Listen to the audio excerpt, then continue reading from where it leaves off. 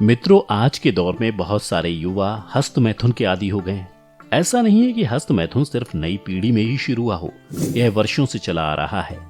लेकिन तब युवा हस्तमैथुन तो कर लेते थे, पर जानकारी के अभाव में उन्होंने जो भी बातें इसके बारे में सुनी वो उसे अपनी धारणा बना लेते थे।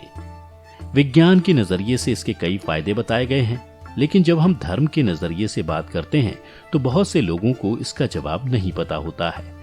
आज हम आपको अपने वीडियो के माध्यम से बताएंगे कि हिंदू धर्म के अनुसार हस्तमैथुन पाप होता है या नहीं।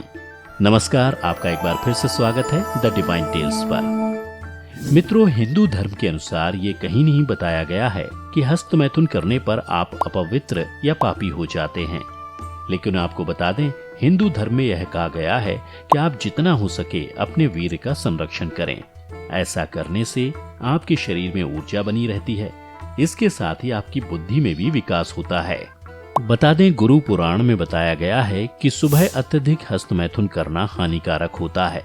ऐसा करने से मनुष्य की आयु कम हो जाती है। इस मामले में महापुरुषों ने बताया कि सुबह का समय योग प्राणायाम आदि के लिए निश्चित है, और अगर इस समय कोई हस्तमैथुन करता है या फिर शारीरिक संबंध बनाता है तो उसका शरीर कमजोर होने लगता है और 50 साल की उम्र में उसकी मृत्यु भी हो सकती है।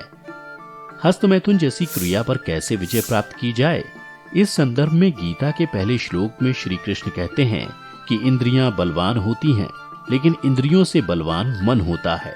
वहीं मन से भी बलवान बुद्धि और बुद्धि से भी बलवान जीवात्मा होती है। अर्थात इंद्रियां जिससे हम काम करते हैं उसी का सुख भोगते हैं। इंद्रियों से बलवान मन होता है और मन हमें सदैव गलत काम करने के लिए प्रेरित करता है। मित्रों, बता दें कि आपके मन से भी ज्यादा बलवान आपकी बुद्धि होती है, जो सही या गलत का फैसला लेने में मदद करती है।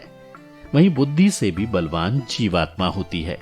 कई बार आपने देखा होगा कि जब आप किसी के साथ कुछ बुरा करने जा रहे हों और अंदर से आवाज आए कि ऐसा करना गलत होगा, तब उसे ही जीवात्मा की आवाज कहा जाता है, जिसे सुनने से अच्छे काम होते हैं और आप बुरे कामों से दूर रहते हैं।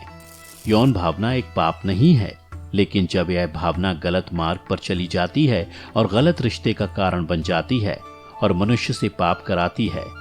कुछ विशेषज्ञों का कहना है कि हस्तमैथुन शरीर को नहीं, मन को प्रभावित करता है। मित्रों, किसी भी चीज की लत अक्सर हानिकारक साबित होती है। हस्तमैथुन भी इसमें से एक है। बेशक कभी कभार हस्तमैथुन करना स्वास्थ्य के लिए हानिकारक नहीं होता है।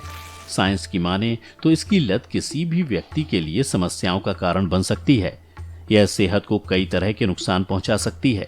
इतना ही नहीं, हस्तमैथुन करने का मतलब ये नहीं होता कि इसकी वजह से आपका पिता बनने का सपना टूट जाएगा। परंतु अगर आप निकट भविष्य में अपना परिवार बढ़ाने का सोच रहे हैं तो आपको कुछ समय के लिए हस्तमैथुन को रोकना पड़ेगा, ताकि आप अपने साथी को गर्भ धारण कराने में सफल हो पाएं। आमतौर पर लोगों के बीच ऐसी धारणा है कि हमारे शरीर में शुक्राणु की मात्रा फिक्स है, लेकिन असल में ऐसा कुछ भी नहीं है। हमारे शरीर में शुक्राणु का नियमित उत्पादन होता है, बिल्कुल वैसे ही जैसे खून हमारे शरीर में बनता है। ठीक उसी तरह शुक्राणु भी हमारे शरीर में बनते हैं। जैसे जैसे हम वृद्धावस्था की तरफ बढ़ते हैं, वैसे वैसे इसका उत्पादन कम होता जाता है। तो ज्यादा हस्तमैथुन करने से शुक्राणु की मात्रा में कोई कमी नहीं आती। मित्रों, शरीर में ज्यादा शुक्राणुओं का संचय होने से व्यक्ति बीमार हो सकता है। ऐसे में हस्तमैथुन करना सही होता है। कुछ शोध बताते हैं कि नियमित स्खलन से प्रोस्टेट कैंसर का खतरा कम हो सकता है। हालांकि इन दोनों के बीच क्या संबंध है, इस पर अभी भी शोध जारी है। गर्भावस्था के समय हार्मोन परिवर्तन के कारण कुछ महिलाओं में यौन संबंध बनाने की इच्छा बढ़ जाती है। इस समय यौन तनाव से राहत पाने का हस्तमैथुन एक आसान और सुरक्षित तरीका है। मित्रों, हमारी इस वीडियो के जरिए आपने देखा कि हस्तमैथुन हिंदू धर्म में पाप है या नहीं। इसके साथ ही हमने आपको हस्तमैथुन के फायदे से लेकर नुकसान तक की जानकारी दी। आज की इस वीडियो में बस इतना ही।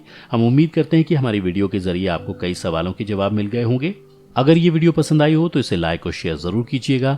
अगर आपने हमारे चैनल को सब्सक्राइब नहीं किया है तो जरूर करिए। इसके साथ ही मुझे दें इजाजत, और हाँ, इस वीडियो को अंत तक देखने के लिए आपका बहुत बहुत शुक्रिया।